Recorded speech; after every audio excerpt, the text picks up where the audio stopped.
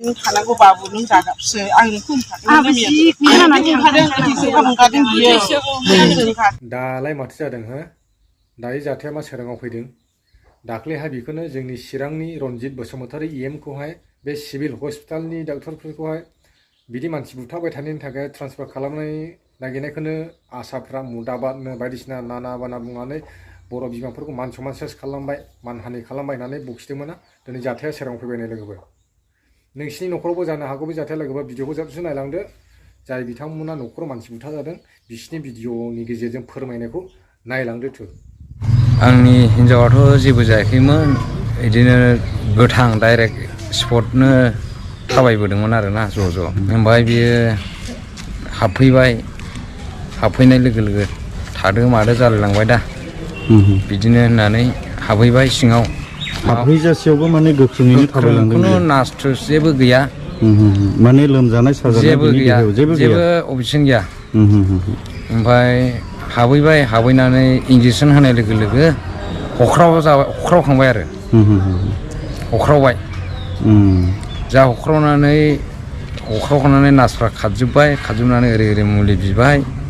लायना होफैबाय जा सिरि बिनो सिरियास दिनैसिमाव दहाय 12थायाव जिउ गोमाबाय आरो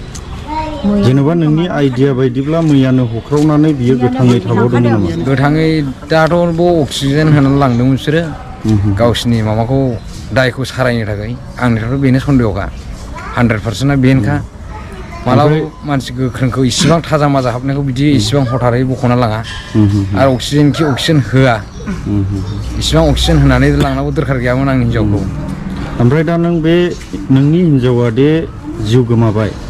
दा बिनि सायाव नोंथाङा मा डिसिसन लानानै दङ डिसिसनाथ' आङो केस फाइल होगोन न्यायखौ आंनो नांगौ जाहाथे उनफ्रावबो गामिनि आइ आफा आंनि बर' हारियाव जाहाथे बिदिनो थास दा जाबावथोंसै आंनि न'खराव जाबाय आरो दस्रानि न'खराव बिदि जाबावनांगौब्ला जोबलांगोन अनेक मानसि बिदिनो दङ दिनै आंनि सिगाङावनो नार्सआ खोन्थाखादों खयजन मानसिनि जिउ जानो नोंलाय सयथान ना रायखादों नार्सआनो डक्टरखौ रायदों नार्सआनो गावनि मेन डक्टरखौनो रायदों डक्टरनि नामा मा नाम डक्टरनि नामाथ' जितुमुनि दास दाना बेनो रायखादों सयथान नों बर'खौ खयजन जाबावनो सानखो नोंलाय दाखालिसो सासे थैदों आरो दिनै सासे बिदि खालामना होबावबाय खयजन जाबावनो नोंलाय बर'खौलाय बिदि मानसिनि जिउखौलाय बिदिनो ख्राव रायखादों मोखां सोमजोबखादों मानसिया गावनो बिदि खालामनानै संगे आङो हस्पिटालाव माबा 108आव गाखोनानै डाइरेक्ट दोनना हैनायानोसै आरो डक्टरानो थांफाखादों डाइरेक्ट डक्टरानो दोनना हैदों ओमफ्राय बिनिफ्रायथ' एसि रुमाव सोबाय जोंथ' हाबनो मोनाखिसै ओमफ्राय गावसोर होनो दङ मोजां जागोन 6 घन्टा होनग्रोदोंमोन गावसोर 6 घन्टानिफ्राय 12 घन्टा होनदों आंखौ 12 घन्टानिफ्राय 18 घन्टा होनदों 18 घन्टासिमाव थगाय दोननानै दहाय 12थासिमाव गैया जाहैबाय आरो दा बेनो आंनि बुंनांगौ दा मेडामाथ' आसानि ना दा बेवहाय लाबोनाय जादों दा आं मोनसे बाथ्राखौ मिथिनो लुबैदों जे नोंथांमोननि क'क्राझार जिल्लायावबो बेबायदि गुबुन हस्पिटालफोर दङ सरकारि हस्पिटाल दिनै बे हस्पिटालखौ गारनानै जोंनि चिराङाव माबोरै सफैनो हाखोना आसानि सिस्टेमावहाय बेबायदि थांलाय फैलाय जिल्ला बारलायनायाव जेबो अबजेक्सन गैया नामा गैयामोन गैनायाथ' सिगांगौमानि गैयामोन जा आङो पेसेन्टखौ लाबोदों पेसेन्टआ दासान्दि आङो ओरैबो लाङो क'क्राझारावबो लाङो बावबो लाबोयो आरोखि खिन्थु आंनि लाबोनायनि गेजेराव आंनि पेसेन्टफोरा दिनैसिम बिमाबो आरो गथ'बो मोजाङैनो मोजां हामनानै आं सानफ्रामबो बेखौनो मोनबाय थादों आरोखि मोजाङैनो मोजां हामलांबाय थादों आजिलै आङो दिनै 16 बोसोर जाबाय आसा मावनाया थेवबो आंनि गामिनि मानसिया सासेबो हानि जाफेराखैमोन दिनै काजलगाव लाबोदों गाबोन क'क्राझार लांदों आंनि पेसेन्टआ बुरजाबो आङो जेरैबो गिदिङो जानाय लोंनाय दोनथ'नानै गांनाय उखैनाय दोनथ'नानै आङो पेसेन्टफोरखौ दैदेननायनि गेजेरजों आंनि पेसेन्टआ सासेबो हानि जायामोन आरो हानिबो जाफेरनाय नङा होननानै आं सानबाय थायोमोन आरोखि दिनै आङो बे पेसेन्टखौ मोजां जागोन होननानै गार्जेनजों रायलायनानै आरो डक्टरजों मोजां गाज्रि परामर्श लानानै बे मानसिया डेट बारबाय होननानैहाय आं GMCआव लाबोनाय जादोंमोन आरोखि बेखौ सिगांगौ माइनियावबो जोंनिथिङै देखायनानै लास्ट 36 उइक जाबा आङो जितुमनि सारनो देखायनाय जादोंमोन दा जितुमनि सारा बुंदों आरो नोंसिनाथ' फेब्रुवारिनि 16 थारिख नङाबा 22 थारिखआवनो हामनांगौ दा जुदि बे बारोबा नोंसोरो सिजारिं खालामनो थाखाय आंनाव लांनो हागोन होनदों आरोखि बे बाथ्राखौ ओमफ्राय दा जेनेबा हजोंनि जे हजोंबोथ' मोनसे ब्रान्च हस्पिटालफोर थायो आसाफोरा बिनि थ्रुदिनो खामानि मावो दा हजोंनि ब्रान्चनि डक्टरा मा होननानै बुंनाय जादोंमोन दा ब्रान्चनि डक्टराथ' दाखालि नैबेहाय लाबोनानै भिटामिन होनदों आरोखि नर्मेलायनो हामगोन होनदोंनो बे समावहाय आंखौ बिसोरो लिंहराखै आरो आङो परामर्शखौ बिसोरो होआखैमोन आरो परामर्शखौ जेनेबा बे मानसिखौ लाबोनायनि सिगां बे डक्टरजोंहाय नों कानेक्सन खालामनाय जायाखैमोन नामा जेनेबा सावरायलायनाय जादों बे लाबोनायनि सिगां माने सिगां बेनाव लांनानै डेट होदों आरोखि बियो एथ' थारिखआव हामनांगौ जुदि हामाबा हामाबा नोंसोरो 23 थारिखआव थां होनदोंमोन दा 23 थारिखआवबो माने मादै आं थांथ'ला माने आङो नर्मेलखौनो नेथ'गोन होननानै बुंदों आरोखि दे जाबाय आंथ' नोंसोरखौ जबरदस्ति खालामनो हाया होननानै नोंनि गोसो बायदि नों खुसि जानानै आंखौ फन हरबानो जाबाय होमबा आङो जे डक्टरा नोंखौ फार्स्टनिफ्राय नायदोंमोन बे डक्टरनावनो लांनोसै माने GMC-आव लांनोसै होनदों आरोखि आं होना नङा होनदों दा बयबो मोजाङै हामनायखाय आङो बेखौबो मोजाङै हामगोन होननानै लाबोनाय जादोंमोन आरोखि खिन्थु जोंनियाहाय नैबेनि गेजेराहाय उमुगाव दालां होननानै आंखौ बादा होआखैमोन बादा होनाय जायाखैमोन आरो नोंसिनियावथ' क'क्राझार जिल्ला हिसाबै गसाइगावआवबो दङ जानांगौ ने दङ ओमफ्राय क'क्राझारावबोथ' दङ दा रुल्स बायदिब्ला बे बुस्थुआ माने गावनि डिस्ट्रिक्टआवहाय थानांगौमोन ओमफ्राय बेवहाय माब्लानिफ्राय नों माने गावनि डिस्ट्रिक्टखौ गारनानै बेयाव लाबोनाय जादोंमोन आङो 9 मास जाबाय 9 मासनि गेजेराव आङो 20 जन पेसेन्ट लाबोनानै सासेबो हानि जायाखै गथ'बो हानि जायाखै बिमाबो हानि जायाखै आरोखि बेनिखायनो आंनि गोरबोजों अननानै बे पेसेन्टआ मोजां जागोन आरो मोजां जाथों होननानै जोङो गार्जेनजों डक्टरजों साथामजोंसो मिलायनानै आं लाबोदों खिन्थु आं जबरदस्ति लाबोआखै दै आंनि पेसेन्टआ सानैमोन 9 मासनि गेजेरावहाय जितुमनि दासनोनो नायहोजोबनाय जादोंमोन नामा माखासेखौ सनाग्राफिखौथ' बुङो जे गायन' डक्टरनो देखाय होनो जोंनाबो माखासे डक्टरफ्रा सनाग्राफि खालाम गायन' डक्टरनोबो देखायनांगौ बेबायदि होननायखाय जोङो लांनाय जायो आरोखि CSO-नावबो माखासे दिन्थियो TT नार्स थुयो ओमफ्राय चेकआपबो खालामो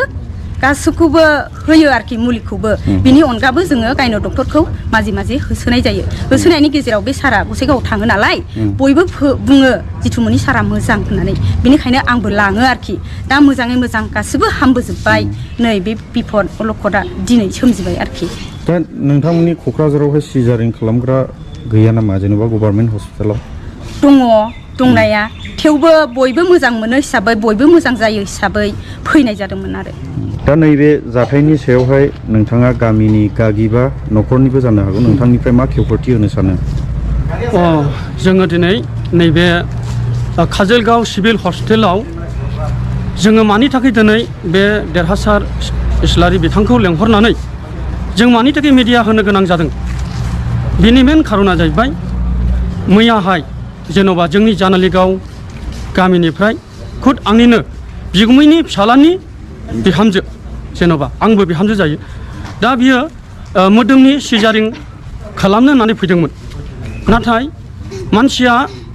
एसेबां सिरियास नङामोन बिदिनो थाबायो जायो आरो एसे सम उदै सानाय बे रोखोमल'मोन सिरियास नङामोन आरो ओमफ्राय लानानै फैबाय नैबे काजलगाव हस्पिटालाव लानानै फैनानै बिसिमावबो मोजां मानसिया आरो डाक्टार बिजि थुनायसिमावबो मोजां जेब्ला डाक्टारा बिजि थुयो अब्ला बियो एकदम हख्रावबायनो आथिं आखाइ जोब्राबबाय मेगन गुफुर दावबाय एकदम सिरियास हख्रावबाय बे समाव नार्सफ्राबो हख्रावजोब्बाय गिजोब्बाय डाक्टाराबो गिबाय बे रोखोम आरोखि ओमफ्राय दिनै बिनिफ्राय खुद डाक्टारा गावनो बे काजलगाव सिभिल हस्पिटालनिफ्राय बै सवागार हस्पिटालाव लाना थांबाय आरो बेयाव लाना थांनानै हजों बिदिनो अक्सिजेन हैबाय ओमफ्राय बिथांमोना होनदोंमोन 6 घन्टाजों रिजाल्ट मोनगोन 6 घन्टानि उनाव बिदिनो 12 घन्टानि उनाव 18 घन्टा 18 घन्टा नङाब्ला बेखौ रिजाल्ट मोननाय नङा बेखौहाय मैया बिथांमोना बुंदों ओमफ्राय दहाय खुद फैनानै जोंबो रायलायफैबाय खुद आंनो डाक्टारजों रायलायफैबाय जे 18 घन्टासिम बेखौहाय जोङो 18 घन्टासिम नङाब्ला जों बेखौ रिजाल्ट मोना दा 18 घन्टा जानो नांबावगौ समाया दा 11टासिमावसो 18 घन्टा जागोन बे समावसो जोङो बिनि हालोदा मा दं बेखौहाय जोङो हमनो हागोन आरो डाक्टारा होनबाय जोङो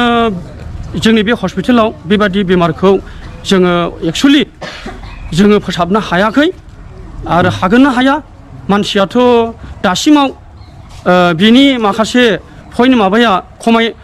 बारायनांगौमोन नाथाय खमायनानैसो दङ दा जिखुनु नैबे 1 घन्टासिमाव मा जायो आरो आङो मोजां सासे डाक्टार मेडिसिन डाक्टार लेंहरदों बिथाङा फैगासिनो दं बिथाङा फैनानै नायफैगोन होननानैहाय ओमफ्राय बिनि उनावनो मेडिसिन डाक्टार मेडामा फैबाय बिथांजोंबो रायलायबाय बिथाङाबो होनबाय बे समाव बिथाङा होनदोंमोन मानसिया एसे पइन्टआ बारायबाय सिगां 64 बेबायदि होनदोंमोन 66 ओमफ्राय उनाव 90आव थांबाय 91आव थांबाय बिदि होननानै जों बयबो खुसि जादोंमोन ओमफ्राय दसेनि उनावनो रिजाल्ट मोनबाय मानसिया सिरियास जाफिनबाय आरो आसा खमसै आरो डक्टराबो आंखौ होनबाय मानसिखौ हमथानो हानाय नंले आङो नोंनो खुद खोन्थाबाय नोङो एसे सामलायदो नोंनि मानसिफोरखौ होननानै डाक्टारा आंखौहाय बुंबाय माने खेबसेनो खोन्थाब्लाबो जोंनि मानसिफोरा नार्भास जागोन हिसाबै आङो खोन्थाजोबाखै डाक्टारा आन्दो बुंनायखाय आंबो आन्दो बुंनानै दोनबाय आरो दा बेनिखायनो जोंनि जे बे आंनि बिहामजो फफिना बियो दि थैनांगौ गैयामोन दिनै बियो हठात डाक्टारनि जे रं ट्रिटमेन्ट खालामनायजों बियो दिनै थैनो गोनां जाबाय बियो मुंख्लं जानानै थांबाय दा बिनि थाखाय जोङो नैबे काजलगाव हस्पिटालाव जोङो प्रेसमेट होनो फैदों दा जोङो न्याय नांगौ आरो जोङो केसबो होगोन आरो जोङो डेड बडिखौ बै मा होनो बै हस्पिटाला मा होनोमोनलाय सवागार हस्पिटाल खाथिनि जे थाना बे थानावहाय रायलायनानै जोङो डेड बडिखौ गारबोबाय गाबोनहाय बे डेड बडिखौ पस्टमर्टम खालामनाय जागोन आरो जोङो केसबो होनाय जागोन जोङो न्याय नांगौ जोङो नागारा मानो होननानै बुङोब्ला जोङो खोनानो मोन्दों बेहायनो जे जितु मादि डाक्टारा जितुमुनि डाक्टारा बिथाङा बिदिनो सानै साथामसो रं ट्रिटमेन्ट खालामनानै सिथारबाय होननानै जों खोनादों बे मासनि गेजेरावनो दा जेन'बा दिनै जोंनि मानसि थैबाय सानैनि सिगांनो सोरबा सासे थैदोंनो दा बेबायदिनो सिथारबावनो हागौ बिथाङा सिथारबावगोन दा बेनिखायनो जों दिनै बे मिडियाखौ होनो गोनां जादों खारन जोंनि माखासे बिटिसि जेन'बा जयन्त एमएलए बिथाङा बा जोंनि फेरेंगा बिथां सारा बा प्रमद सारमोना बा हेमन्त बसर सारमोना जाहाथे बेखौ गाइड लायो जाहाथे बेखौ माबा मोनसे सिरियास लायो नङाब्ला बे जायगायाव बेबायदि प्रब्लेम जानानै गोबां मानसि जिउ गोमाबावगोन जों बेखौ नुहुरदों दा बेनिखायनो जाहाथे उनाव बेबायदि मानसि अन्थाव बाथाव जाहाथे बेबायदि सिजारिंआवहाय मानसि थैबावा बिनि थाखाय जोङो दिनै बयबो मिथिनाय बादि बयबो रायजो राजानिसिम जों खावलायहरदों बा मिथिहोनाय जाबाय जाहाथे साबधान जा नैबे हस्पिटालाव जाहाथे नोंथांमोना जाहाथे मानसिफोरखौ सिजारिंफोरखौहाय दालाबोथ' बेनि थाखाय आङो रायजो राजा गासैनिसिमबो खावलायहरनाय थाबाय आं बेखौनो बुंनानै दोनथ'नाय जाबाय गोजोन्थों